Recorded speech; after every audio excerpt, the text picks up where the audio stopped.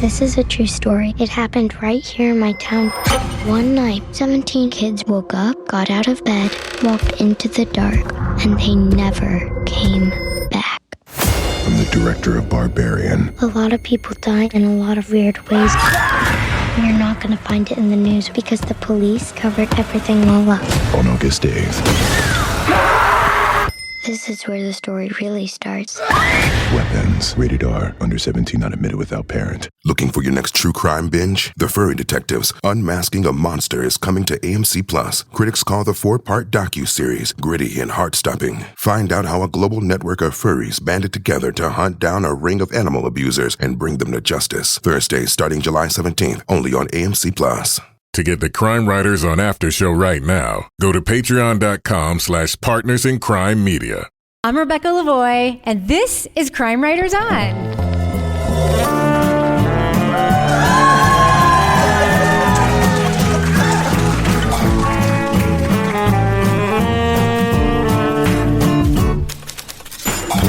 Crime Writers On is the original true crime review podcast that digs into true crime, pop culture, other podcasts. And on this episode, a woman finds her sisters become the personal assistant to an enigmatic socialite who just might be a murderer running a cult. Meghann Fahy and Julianne Moore star in Sirens on Netflix. Joining me to talk about that and more is true crime author, TV journalist, and host of These Are Their Stories podcast, my husband, and yes, the love of my life, Kevin Flynn. Hello, Kevin. Hello, Rebecca.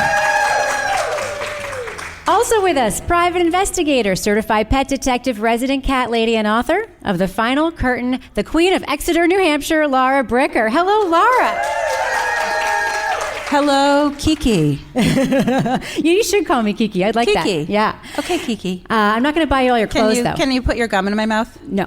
And finally, our captain of all things cynical, author of the City Trilogy of novels, host of Strange Arrivals, Rip Current, and our Patreon Deep Dive Book Club podcast, Toby Ball. Hello, Toby. Hello, Rebecca. He always gets the greeting of like the sexiest one on the panel. So Kevin. Yes. We're obviously taping a program. Wait, what are all these people doing in our basement? Is this gonna come out on Monday, I think, right? So what's coming up on our future episode of Crime Writers On? Yeah, so after this episode appears, we're going to be talking about her last broadcast. It's the documentary on Hulu. All right. You should tell people where we are. Well, Kevin, where are we? We are at the True Crime Podcast Festival in Boston. Wait. But we're not in Boston. Not really Boston. It's Danvers. It's Danvers. But if you're from the area, it's like it's all Boston. Boston right? adjacent. Boston adjacent. Kevin, do you want to Fine. just do a little bit of like how would a person from Boston say Danvers? Danvers? Danvers. All right, kid. I'm going to Next go to to Malden Medford Revere. I'm on my way to Market Basket, right? Hey, right? RDT, everybody, Yeah, right? basket to the basket casket. to the casket. That's and then right. I'm going to the dollar store. I'm going to pick up a 6-pack of tonic. Absolutely. Something like that. Well, Kevin, we are here to review a program We are. that That's some what of we us do. have stronger feelings about than others. Perfect. Should we go ahead and get that started? Let's do it. All right, leading off. What's that? It's an edible arrangement. I found it on the stoop. You're supposed to eat it. Who the hell would send us that? Oh, Simone. Why would she send us fruit? Because she is a self-centered gutter rat whore. Don't talk about your sister like that. She was nice to send this. Oh, a strawberry. Devon DeWitt ventures to a seaside estate to collect her estranged sister, now the indispensable personal assistant to an idiosyncratic socialite. She finds Simone has changed her image, and her presence on the island threatens to upend the new persona Simone has crafted. And your face is weird too, isn't it? Did you do something to your face? No. Oh my God. You got a nose job? No, When did you get a nose job? I fixed my deviated septum back in April. Kiki has a guy. The fuck is Kiki? Oh, Michaela, she's my boss. I get to call her Kiki, which is it's a really special honor. Devon disrupts plans for Kiki Kell's annual summer gala, pleading with Simone to return home and care for their ill father. But she finds Kiki's influence on her sister and the island's high society ladies strangely cult-like, and rumors swirl about why the billionaire's first wife is unaccounted for. People think Michaela killed the first wife. Yes. But not like actual murder, right? I mean, not like Michaela with a lead pipe in the library. She pushed her off a cliff. I'm telling you, she's a monster. The Netflix comedy drama Sirens features Emmy winner Meghann Fahy, Julianne Moore, and Kevin Bacon. Filled with lavish settings and costuming, the tone of the series veers from farcical to deeply dark as the story explores themes of class, power, and trauma. Spoiler alert, we are going to be talking about significant plot points from Sirens. So if you want to remain spoiler-free, go to the estimated time code in our show notes for our thumbs up or thumbs down reviews. But please don't leave the room if you want to remain spoiler-free. Just cover your ears or something. All right, Laura Bricker. Yes. We all have a class of shows that I like to call shows I watch when Kevin's not home. Does this one fall into that category for you? Yeah, no, this is definitely one of those like super bingeable summer shows, kind of like Big Little Lies, The Perfect Couple. This was something that we've got the location porn. You've got a lot of zany characters. You've got like the crazy Lily Pulitzer outfits and the birds, which add like a whole nother level. But it's like one of those, it's like domestic suspense and, like Gillian Flynn or those type of things. But it's definitely, it does fall into that category. I mean, there are the other shows like that, like, Virgin River and those sort of things that I watch when no one's around. But this was fun. And a lot of people that I know were watching it. Yeah, it's not as bad as Sweet Magnolias. Let's Sweet Magnolias. The lowest stakes television show in the history of the world. So, Toby, we did watch The Perfect Couple last year, and a lot of critics have compared this to The Perfect Couple, which was in my top 10 media list last year, to everyone's shock. You hated The Perfect Couple. Did I? You didn't like it. Okay. What did you think about this compared to that? Well, I guess I liked it better. Yeah, this kind of felt like the A version of that. I thought, the plot held together a little bit better. I thought the acting was better. I feel like, Kevin Bacon and Julianne Moore are both such good actors that it doesn't even really seem like they're acting, whereas like Meghann Fahy, who does a really good job, but she's acting her ass off. Yeah, I thought everything about it. But what's funny is that there were times when I was like, have we come to the part where they go to where she does the book reading yet? I was like, oh no, wait, that was the other one. That's Nicole Kidman. Because it seemed really, really, there's a lot of things that were just super similar, and I kept thinking I'd already seen it before and all this kind of stuff. And then you have Kevin Bacon and Liev Schreiber basically seem like they're playing the same sort of like detached guy who like smokes a lot of weed and kind of has things somewhat under control. So you, basically, you. Yeah, that's exactly like me. Toby Ball. If you add a couple extra zeros or 4 extra zeros to my bank account. So I thought it's better than that. It's not as good as what was the one that you mentioned before? The other Nicole Kidman one? The Big Little Lies. Yeah. Toby likes the girl TV sometimes. Kevin. Yeah. What is this show about? I mean, it's super weird, right? It is. By the way, how many people here have already seen Sirens? Yeah, it's and who liked it? super weird. Oh, what is wrong with you? Do we have a naysayer on the panel? Yeah, I guess so. Look, I mean, the series sort of starts off hinting that there's something nefarious going on. Like this.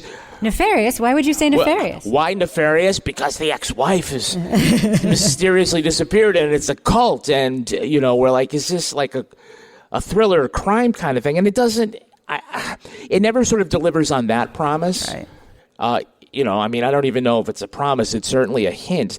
But the whole series is sort of hard to categorize. Yeah. Like, like on Netflix when they say like, here's the title, it's, Deadly Death, and it'll be like 3 things like crime, suspense, emotional. Like they have like the 3 sort of algorithmic keywords. Yeah. Like what would you even put for this? I mean, is it drama? Is it family? Is it comedy? I don't know. It starts off really weird. And I think at some point we should talk about sort of the tone and the way that it does shift and how it starts off very farcical, but also sort of fantastic. Yeah.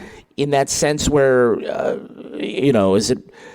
is it real or not? Yeah. It's very dreamlike, I think, a lot it of is. the time. And I think it was intentionally shot that way. Yeah, it's shot in a dreamlike way, which I want to ask you about. Go ahead, Laura. Well, I was going to say, it kind of like I was thinking there was going to be some sort of like a magical realism, supernatural element to it at some point, the way that it started off in the beginning like the that. Birds and the... Yeah, I was like, oh, they're in this castle on the hill, and these people all seem like they're like her trio, Kiki's like sidekicks that are all like speaking in unison, So like some weird. sort of like weird little like, chorus. And I'm like, oh, there's definitely something weird. And then the girl that she meets, that the sister Devon meets over in the jail, was in Nexium. So I'm like, there's definitely a cult angle here, or something is happening. Yeah. So, Toby, this series is a lot of ways, I think, about how women's identities are very often, and I think it's sort of satirical look at this, are very often defined by the man they are or aren't attached to. Do you think that is a decent, somewhat critical analysis of the show? A good interpretation of one of the themes, at least? No, I think absolutely. And towards the end, they just go out and say it, make that comment. But yeah, it's each woman in it, except for Simone at the beginning, is either reliant upon or has sort of dedicated themselves to, fulfilling the needs of a man. And so at the end, you have Julianne Moore talking about how, like, she's just completely dependent upon Kevin Bacon, that if he put her to the side, like, she would basically have nothing, which is, what happens. The only person who's not in that situation is Simone, who is, dating Kevin Bacon's best friend, the guy from It's Always Sunny in Philadelphia. And way too old for her, by the way, in my opinion. Yeah, especially since she looks like she's 10. Yeah, she's like 28 years old, like the actress. I had to look it up. I was like, she's like 17 or something. Anyway, but she's the only one who's in a position of any power in her relationship with a man, and what she does is she dumps him. And but then the way it ends, and again, I guess we're doing spoilers, is she puts herself in a position where she then becomes dependent upon a man. Right. So in the end, like, the only person who isn't in that situation sort of inserts themselves into that position on purpose in a way that it feels like 15 years from now is fairly predictable what's going to happen. He's going to trade up again, and then or trade down, or whatever direction that is. He'll be dead. And so she kind of knows going in that it's probably going to be temporary, or maybe she doesn't, but she ought to. Yeah. Mm-hmm. What's weird to me about Kevin Bacon's character, his character's name is Peter, right? Yeah. He's supposed to be the billionaire, and he clearly has all the power, but he behaves like he has no power, right? That's like his shtick is, my wife has transformed my family home into this thing I don't recognize, and all I have now is my little weed turret. And she has now running like a wild bird sanctuary on their property that's so wild that the falcon or whatever it is, or the hawk, ends up crashing its body into her window, leaving like a bloody mess. Yeah. And she's taken over the traditional gala. Like, she seems to be in control, but clearly it's him the whole time, which is super interesting to me. That's just like our dynamic, right? That's what I was thinking as you were going through it. But I have a question for you. Yeah, okay. Because a lot of this depends on the actual style of the cinematography, the lighting, the set design, the art direction. You know more about how that works than I do. Why does everyone look like Barbara Walters when the camera is focused on them in this? Well, in the beginning, they use a lot of light leaks. And what does that mean? So you could see, like on the edges of the screen, like that fuzzy. It's like light coming through, but it's not distinct. It's very kind of like an angel in the clouds. Soft. Yeah, exactly. Yeah. It makes a very soft look, which is not, based in reality. It's trying to tell you that it's something dreamy or something outside of realism, and then you combine it with, as Meghann Fahy's character says, everybody's dressed like a doily. Or they have like all, crazy. An Easter egg. An Easter egg, and they're all talking in unison, and they're, hey, or whatever that stupid thing was. It's trying to, you think you're going to be on this thing that's just going to be camp, right? And then, as it goes along, the tone changes.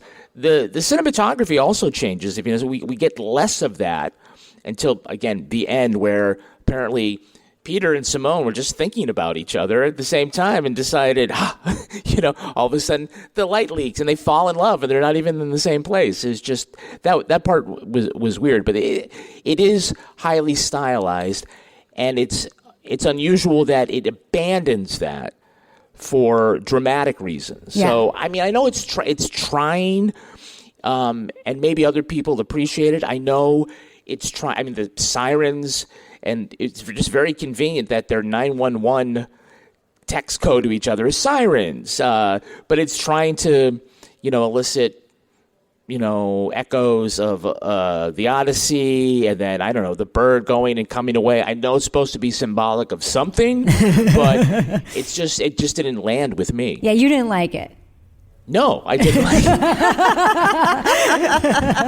I didn't care for it, no. Full transparency. Kevin always picks what we do for live shows. And what he tries to do is pick something that he thinks at least 3 of us will hate and that maybe I will like.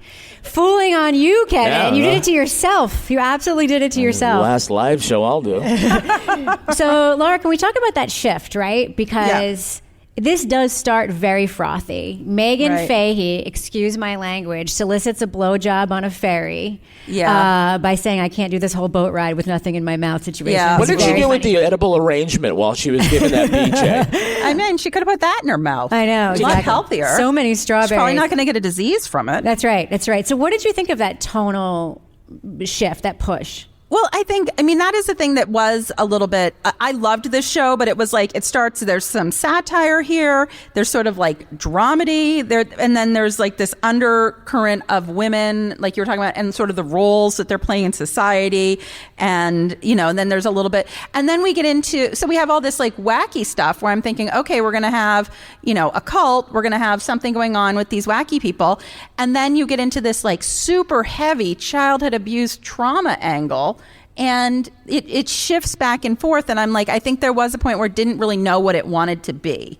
For me, that didn't affect it because I was still kind of like, okay, this is interesting. But I was more fixated on like, who is actually the bad person here? And I think that's why I overlooked that shift in tone, and it didn't bother me the way that I think it bothered Kevin in terms of just being inconsistent, because I was like, is Kevin Bacon actually the bad person? Is it Simone? Is it Kiki? Is it the guy next door? Is it, so I was actually like, I was waiting for some big like switcheroo at the end. I still think Kevin Bacon was actually the puppet master. Of and course. I think that he's the billionaire. I think he's the actual siren. Oh, I mean, he actually is the billionaire. He actually is the puppet master. He's able to tell his body man that I want to go off the grid and ignore everything important about my life and go I want to go clamming. Yeah. And I don't want to make regular clam chowder like New England. I want to make crappy, gross tomato-based clam chowder. Yeah. No, thank you. Oh, that's Manhattan. Rhode Island it's clear. Ew. Yeah. Worse. That's the whole, absolutely worse. Absolutely worse. Just like clams in hot water. Toby, don't you get the sense, though, that, there is a thing where the men are initially portrayed as hapless? Like, I think about their father, played by the wonderful Bill Camp, one of my favorite actors. And I think we are sort of lured into believing that he is this benevolent, addled old man that just needs help. And then you learn these, like, horrible things about him. Like, what do you think about that switcheroo? Yeah, I had the same issue with this that I have in a lot of these things, which is I didn't really see these people as being real that much. So when it comes down to like their trauma or these things, it's like, I don't. It feels like part of a script rather than something that's happening in real life. So it was a little hard to, when all that kind of stuff came up, I was like, this feels like it should be in a different show where like I kind of saw the characters as more real and could like kind of feel bad about it because it's all so kind of cartoonish. And I think that was the whole switch to the darkness part. And I think, maybe this is what Kevin was seeing too. It's sort of the same thing as when you set everything up as these people are funny or weird or eccentrics or whatever. And then you get to the dark stuff. It's like, how dark can you get with people who you don't come across as being real to begin with?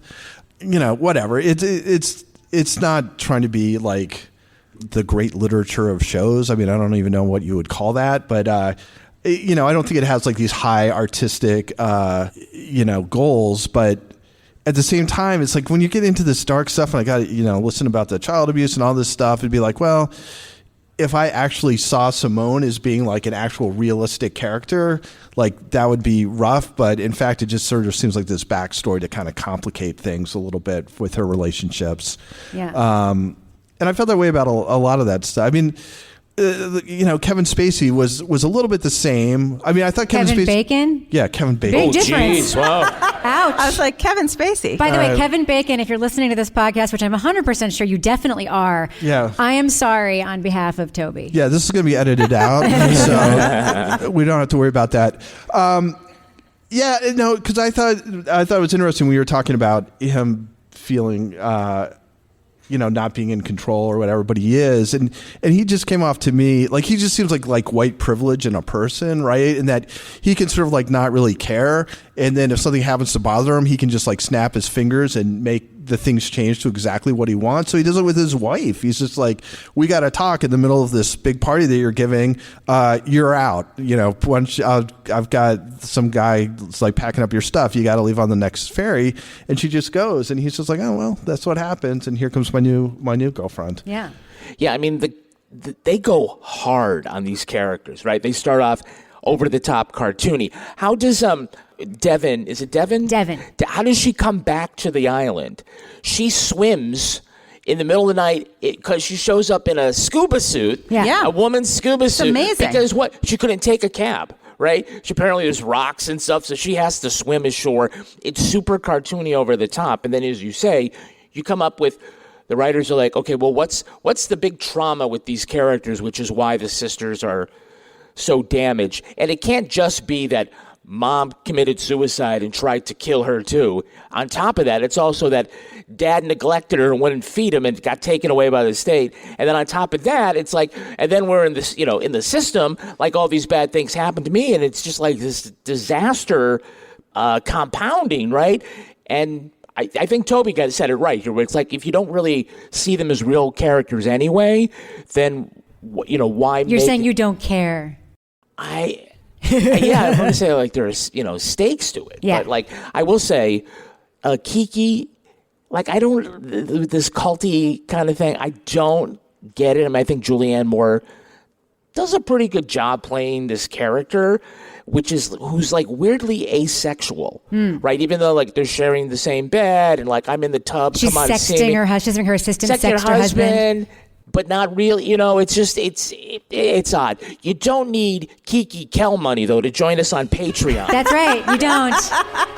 Now, for those who are not fans of the show, this is the business section of the show where Kevin does an awkward transition from the thing we were talking about into trying to sell you some stuff. So what's going on today, Kevin? Yeah, if you join us at patreon.com/Partners in Crime Media, you can get over 850 exclusive episodes. How many? 850. Wow. Oh, my goodness. How many of those are readathons? Like 200 of them? I think about 100 are readathons. Those things include the Crime Writers on After Show, where we discuss stuff that we didn't get to in this part of the show. Toby Ball's Deep Dive Book Club podcast, Married with Podcast, which is our relationship podcast, Laura Bricker's Leave It to Bricker podcast, in which Laura solves mysteries, or at least mysteries to her, in her quaint AF town of Exeter, New Hampshire. What do you, in the next one, there's a peppermint patty caper happening. I don't know if caper is the right word. That's a caper. It's a caper happening. Signs have gone up around Exeter with peppermint patties with the red circle with the line through them. Somebody apparently is littering peppermint patties in Exeter, and somebody is going to find out who they are, and that person is me. Yeah. Big doings. Big problems I'm in going to Exeter. get to the bottom of it. Yeah. This has big ramifications in my town. Yeah, I know. For you. Yeah, now other ways you can support us is by dropping into our Amazon storefront. So you can check out our favorite things there. So when you go to Amazon.com/shop/Crime Writers On, and you can see our recommendations. Toby, you have your special listener-inspired Toby Ball's Deep Cut recommendation. Stuff they bought. Yes, and I did say Toby Ball's Deep Cut recommendations. Oh, Toby, God. what are some of this week's Deep Cut recommendations? All right, well, I got a couple. I got the leading off with the Buzzlet Bird Bath Water Circulator Water Agitator for Bird Bath Battery-Powered Energy-Saving Switch Design and Quiet Attract Birds. Nice. Oh, sounds good. Nice, very nice. That sounds very handy and useful for the birds. 5 stars. Yeah. Yeah, I've heard good things. And the second one I got is the Coco Plosius.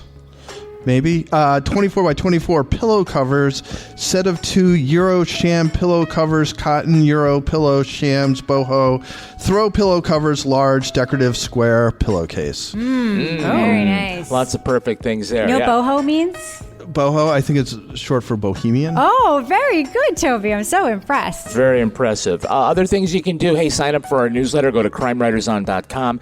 Give us your email. Every Thursday, you'll get a free newsletter. You get things like Crime Writers On, behind the scenes, summaries of our reviews, get to see the pet of the week and the crime of the week and all sorts of cool stuff. Absolutely free. But we do sell your email to aluminum siding salesmen. Oh.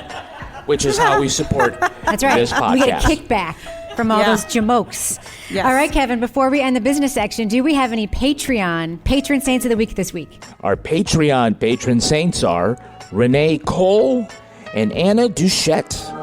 Bless you. Bless you, Renee. Bless you, Anna. Thank you so much for joining us on Patreon. I'm just going to pretend you're here. Thank you so much for supporting this podcast. And we can't do what we do without you. So, Kevin, does thus end our business section? Thus ends the business Go ahead and section. fade that music out. This is a true story. It happened right here in my town. One night, 17 kids woke up, got out of bed, walked into the dark, and they never came back. From the director of Barbarian. A lot of people died in a lot of weird ways. You're not going to find it in the news because the police covered everything all up. On August 8th. This is where the story really starts. Weapons. Rated R. Under 17, not admitted without parent. So, Kevin. Yes. Who's the sponsor for this episode of Crime Writers On? Oh, we welcome a new sponsor. It's Rula Health. Ooh. Finding the right mental health care should be simple and affordable, but for many, it is not. You got long wait times and high costs, and so that means like finding the right provider, it can really make getting help feel overwhelming. Yeah. And so that's where Rula comes in. Rula connects you with in-network licensed therapists that accept most major insurance, right? So it has been a very trying time for many people. Yes. And I always say, you don't maybe necessarily want to take everything that you're feeling and put it on Facebook in a post? Yeah, or tell your sister who's going to go because she might be the problem, right? Yes. Yeah, so like you really want to talk to a professional, find somebody that you're comfortable with. That's where Rula comes in. They partner with a network of over 10,000 therapists and psychiatrists nationwide, enabling you to find your personalized solution and the right therapist for you based on your needs, preferences, and state requirements. So every therapist is carefully vetted, so you are in expert hands. And for the in-network covered care for most major insurances, you pay for as little as $15 per session. Wow. So join the thousands who have already turned to Rula for support on their journey to better mental health and well-being. Getting started is so easy. Just visit rula.com/CWO. CWO. Today. That's RULA.com/CWO. CWO. To connect with a licensed therapist who truly cares. Your mental health matters. Individual costs depend on your insurance and deductible. So, Kevin, who's our next sponsor? Oh, we're brought to you by Quince. Oh, my favorite. Yeah, summer's in full swing. It's getting hot. You still want to look good while you're out there. And that's where Quince comes in because their clothes are timeless. They feel luxurious, look elevated, and the quality is way beyond what you'd expect for the price. Now, I may as well just tear up this ad because Rebecca buys a lot more from Quince than I think we'll ever make in ad revenue. It's literally my favorite place to buy clothes. You know that. Yeah, you just bought a bunch of dresses, right, for the summer? I bought 2 dresses, both for the summer and for a trip we're going on in the fall where you need to be able to pack, but also like have stuff that looks nice. Mm-hmm. I bought the Vintage Wash Tencel button front midi dress. That's the one I tried on for you the other day, remember? Yeah. And then I also bought the European linen shirt dress, which is like that one. Yeah, the one with the definitely. sash and these dresses are super high quality. way less than $100. I think the 10 cell one was like $70. They are incredibly beautiful, timeless dresses that I can wear on all sorts of occasions. Yeah. There's 100% European linen tops. Those start at $30, They're and awesome. a lot of other great items that you can get at Quince. So give your summer closet an upgrade with Quince. Go to quince.com/crime. Crime. For free shipping on your order and 365-day returns. That's QUINCE.com/crime to get free shipping on your order and 365-day returns. Quince.com/crime. So, Laura Bricker. Yes. We need to talk about edible arrangements. Who here has either sent or received an edible arrangement? I have. Yes. They are a guilty pleasure for me. Yeah. How do you feel about them after watching this program? So I used to send edible arrangements when like there was like a funeral and people would be having an open house after. I thought, oh, how nice. They can have like some fruit instead of the death lilies that they always put out at funeral homes. But after watching that edible arrangement go across the country to the ferry, to the castle on the hill, and then into the trash at the castle on the hill, I was like, I can't look at them the same way again. That was a big ass expensive. And I was like, that edible was the biggest. I didn't know they came in that big of a size. Well, you know why? Because we can't afford them. I'm like, that's insane. I like the ones with this chocolate covered strawberries. Those but are add-ons. Yeah, I didn't see any of those in that basket. She So it's carried a little that basket. disappointing. She said 17 hours on a bus. Little disappointing. Yeah. No strawberries It in takes there. 17 hours to get from Buffalo to Cape Cod. Well, it was a think it's- mythical place. We don't know if it's Cape We never Cod. know It's a- where it it's a was. mystic- It was yeah. at Martha's Vineyard. It's Was supposed it to be like Nantucket? Martha's Vineyard. I and thought it was supposed to be Haven. Nantucket. It's Yeah. got like the weird Nantucket, like Yeah. all the houses have to be. The name of the island was same Port color. Haven. Yeah, it's Port fake. Haven? Yeah. But the house that it was filmed on, the Cliff House, Yeah. there's actually a real house on Long Island that is the Cliff House. It has those stairs up from Oh. the beach. The only thing they did for the production design of the show was they CGI enhanced the estate when they showed it from above to make it look bigger. You mean they didn't CGI her running up those stairs and not getting No, out of those breath were real- every single freaking... Apparently, having sex with that old guy put her in really good shape. That's right. Because she could run up and down those stairs. It's good cardio. With nothing at all. We just can't relate. I can't. I'm like, I can't run up those stairs. I'd be dead. I couldn't walk up those Yeah. stairs. She Every spent a lot day. of time running around in like not running clothes. Yes. She ran around in a sundress. She ran around in A lot of running. like, jeans. Yeah. But she was never sweaty. I don't know. It's incredible. So let's talk 'Cause about the she's a siren. performances. Julianne Moore. You think she did a good job in this show? Yes or no? Yeah. I thought she was like, she had that kind of ethereal aspect to her, just sort of above it all. Yeah. What about Millie Alcock? Millie Alcock, who plays Simone, her sister, who, by the way, is playing Supergirl, I guess, in the upcoming Superman continuing franchise. Okay. Yeah. Thoughts? She's also in what, Kevin? House of the Dragon? House of the Yeah. Dragon. Yeah. I mean, she was fine. It's a funny part to play, and again, I kind of felt like Kevin Bacon and Julianne Moore sort of overwhelmed most of the other actors. But I mean, Meghann Fahy, she was all right. She was got just an Emmy nominated for an nomination for Emmy this. for this. Yeah, well, that's not right.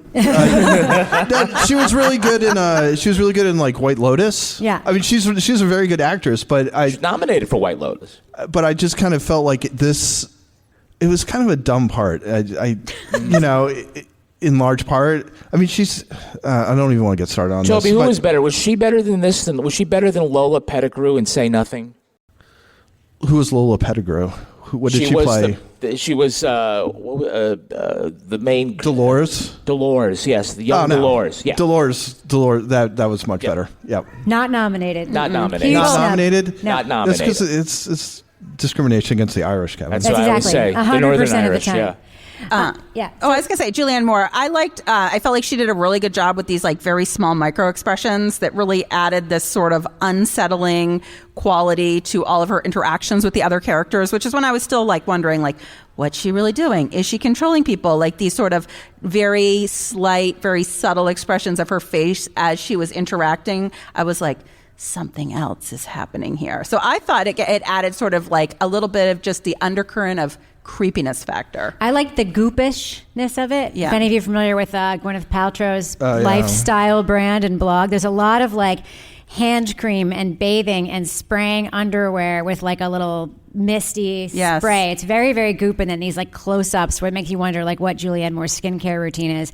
Another thing that I wanted to ask you about, Laura, was the Downton Abbey-ness of this in some way. There's the upstairs downstairs culture. Right. For some reason, all the downstairs people hate Simone when Simone is literally for some reason. Well, she's just doing what Julianne Moore tells her to do.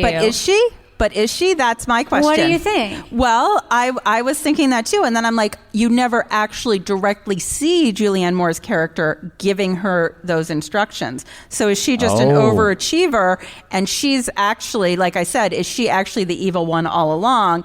And Julianne Moore's character was not.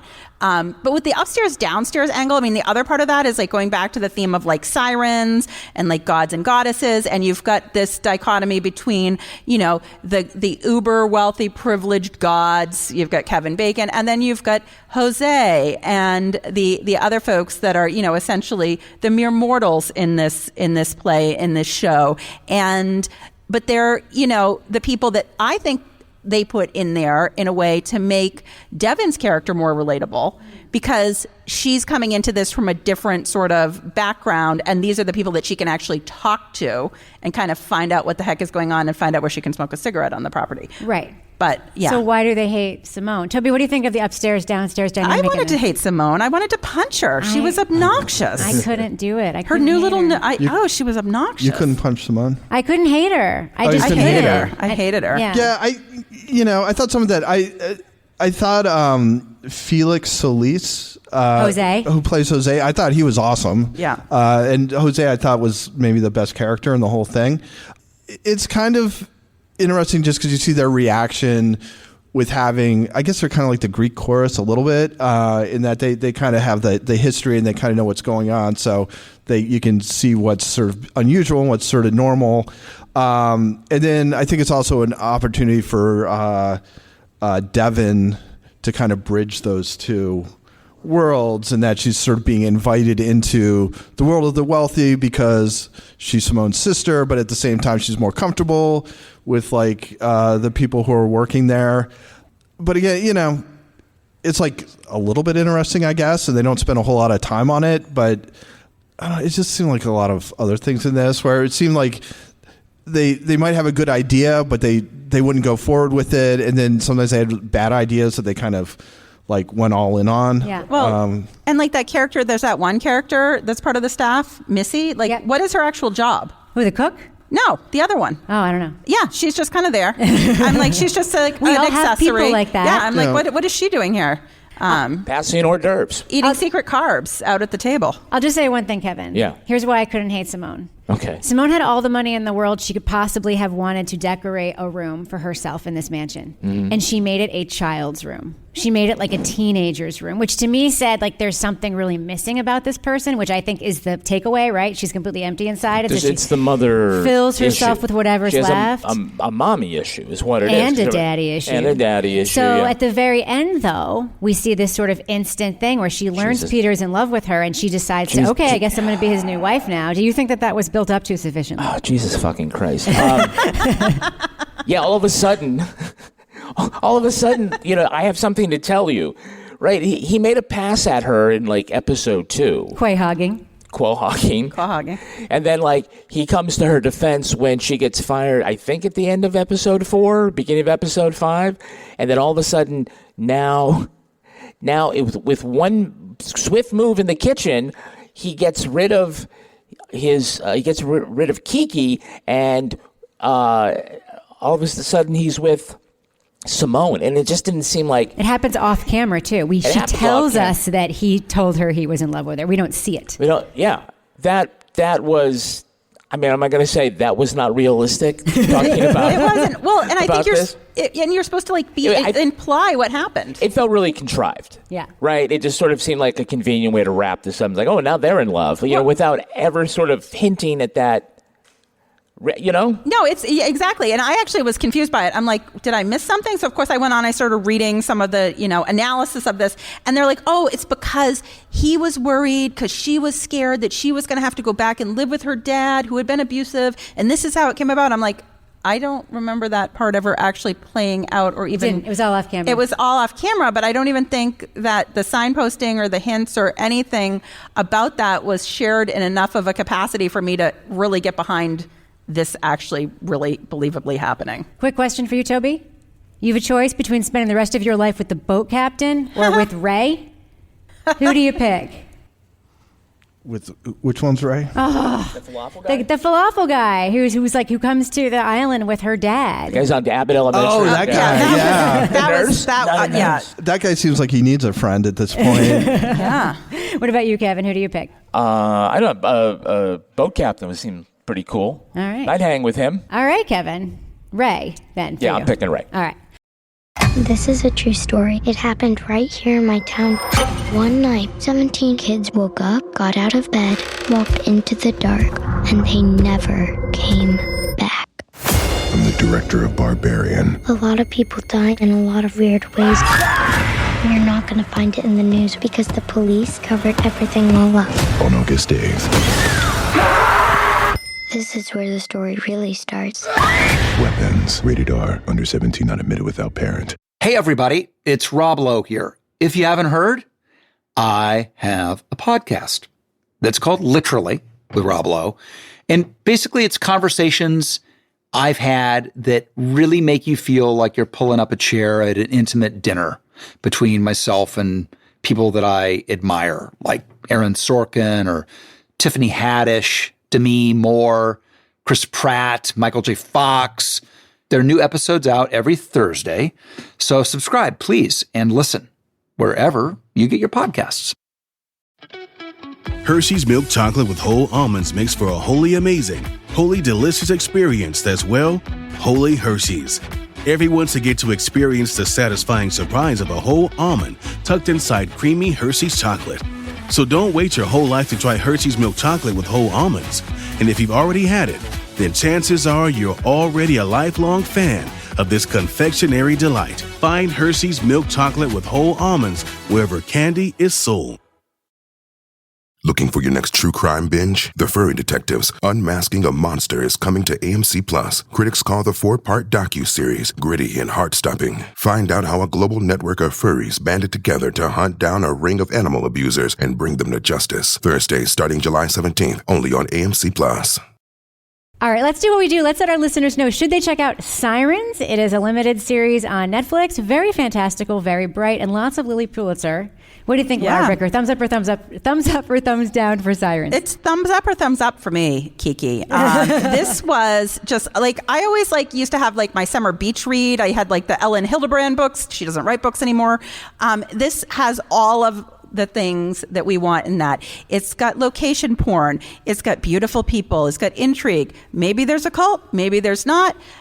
Maybe there's something supernatural. You've got a castle on a hill. It was 5 episodes. We often complain about things that are made too long and for no apparent reason. This was just the right length. I couldn't wait to finish it.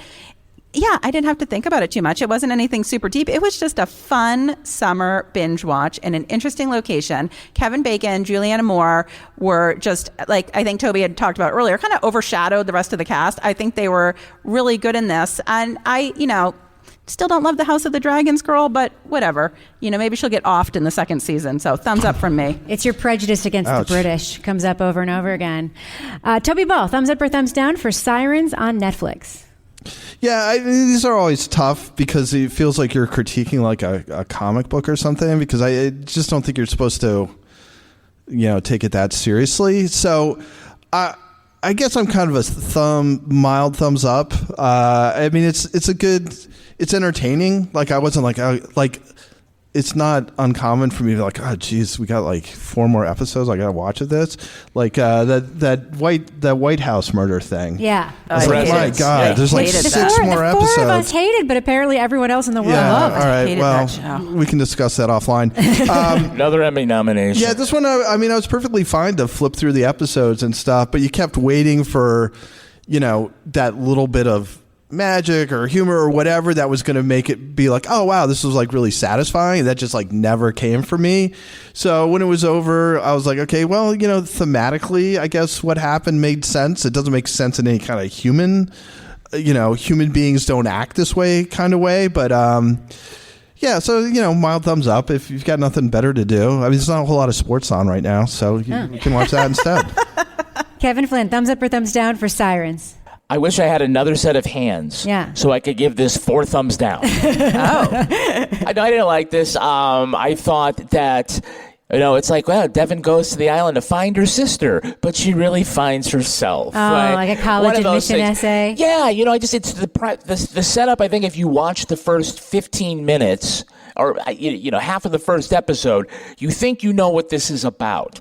And then it drifts into this other direction, both narratively and with its tone. And that's not necessarily bad because sometimes it can be done well. And I don't think it's done well here. It was just sort of too goofy to begin and then way too unnecessarily dark on the characters at the end. So because it was like that and I really couldn't follow along. I mean, there is some good dialogue.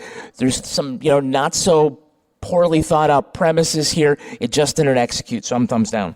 I am thumbs up for Sirens, which if you know me, should come as no surprise. I love garbage so much. And I watched this whole thing when Kevin was out umpiring baseball, and then when he said we were doing it, I watched it again with him. I actually have a unifying theory about the series, which is that a lot of it is Simone's projection of what the island is to her. What I very much notice is that scenes she was in and things that sort of were people that surrounded her were heightened, fantastical. They looked different. They felt different. You got a sense of this weird surrealistic perfectionism that wasn't really there. It didn't exist. A good example of that is that you're supposed to feel all this tension that Simone's sister might ruin her life. She might be in big trouble. She's not. She's not in big trouble. Kiki actually likes her. She lets her bring her dirty-kneed sister to the house and to the party, and I think that she offers to send her away for Simone, not for her. So I think that there's some subtlety to it, and I really like the costuming, and I really like the hair, and I really like the interior art direction of it. And I know that stuff sounds stupid, but he also drives this really cool, totally fixed up Jeep Grand Wagoneer, which is the perfect car for a rich person to bomb around an island in. So stuff like that, details like that matter to me. And for those reasons and more, I am giving Sirens a thumbs up because I love garbage. Now it's time for my favorite part of the podcast, a little something I like to call the crime of the week. Crime of the week! There's a new fashion trend in Zambia. It looks like all the best-dressed chimps are sticking grass into their butts. It was about 15 years ago when a researcher first noticed a chimpanzee named Julie was walking around with a blade of grass in her ear. Soon, other chimps started putting grass in their ears, making Julie an early simian influencer. Now scientists have noticed a brand new trend. The animals are putting sticks and grass in their butts. Chimpanzees do spend a lot of time checking out that ass because it indicates that they're ready to mate. Decorating the back door could be a signal to everybody that it's business time. Or maybe it's because the drip is fierce. The researchers believe the apes got the idea for accessorizing from watching humans, but none of them are fessing up to the butt stuff. They say no. They say they know the chimps are doing it just for decoration because they seem to be in pain, but continue sticking grass in their ass anyway. But who among us has not suffered for fashion? Am I right, Laura?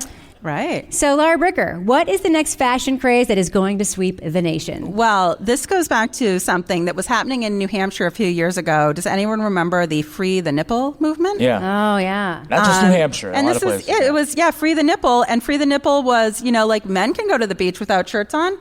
Why can't women? So they were out freeing the nipple. Now, I did a little research on this. This actually goes back to the 1400s. Really? That is where the Free the Nipple movement initially started because showing off your chest was in vogue. Low-cut gowns for women with fully visible breasts.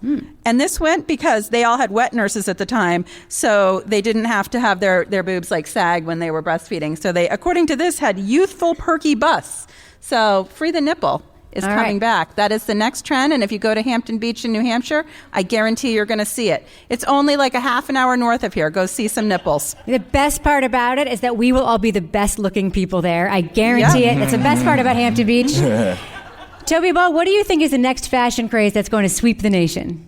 I feel like about a third of the nation's going to wear identical red hats at some point. Oh, about a third, eh? What about you, Kevin? What do you think? I hope the next fashion trend is those 3 women from Sirens. They all get grass and sticks stuffed in their mouths. Okay. So they can't all talk the same way at the same time. All right. Oh. All right, that's going to do it for us. But before we go, Laura Bricker, I have a very important question for you.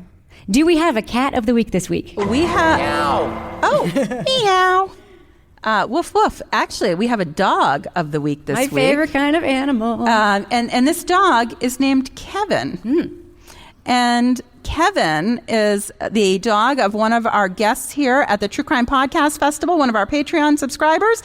Kevin had a little situation the other morning where he was acting strange, and the dog sitter / adult child was like, something's wrong with Kevin. Well, apparently Kevin took a sleep gummy. Oh. And had some ill effects, but he's doing well now. So in honor of Kevin Flynn, Kevin the gummy dog. Well, Kevin the gummy dog, am I right? I think I'm the only person on this stage that didn't have marijuana last night. And I'm just fine.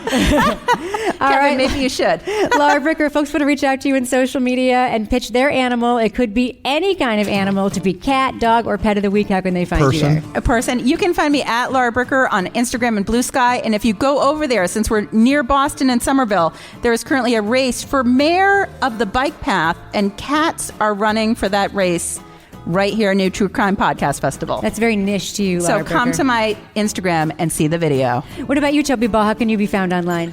Well, first I just want to pitch, listen to More Like Ancient Phalians.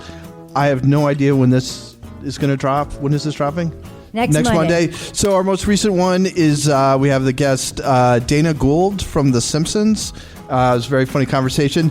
And if you wanted to comment about it, I am at TobyBallNH on Blue Sky. What about you, Kevin? Where can you be found online? I am at Kevin P. Flynn everywhere. I'm at Reb Lavoie everywhere. You can even find me on the old X, where all I talk about is Karen Reed. But I do talk about other stuff elsewhere.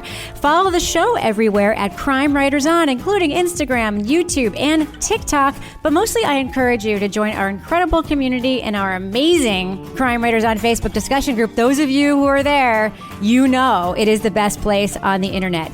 Get episodes early and ad-free at patreon.com/Partners in Crime Media. You'll get all the stuff we make there. The After Show, Married with Podcast, Laura's silly podcast about Exeter, and Toby Ball's Book Club podcast. Our theme song was composed and performed by Tyler Gibbons, and our editor is the terrific Livy Burdett. The EP of this show is this guy, Kevin Flynn.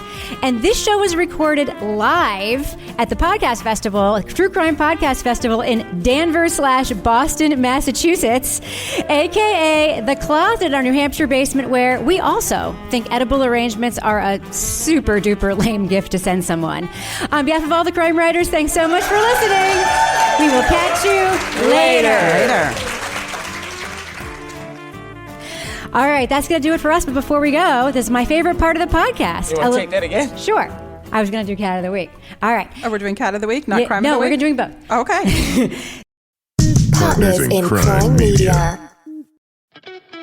Hershey's milk chocolate with whole almonds makes for a wholly amazing, wholly delicious experience that's, well, wholly Hershey's.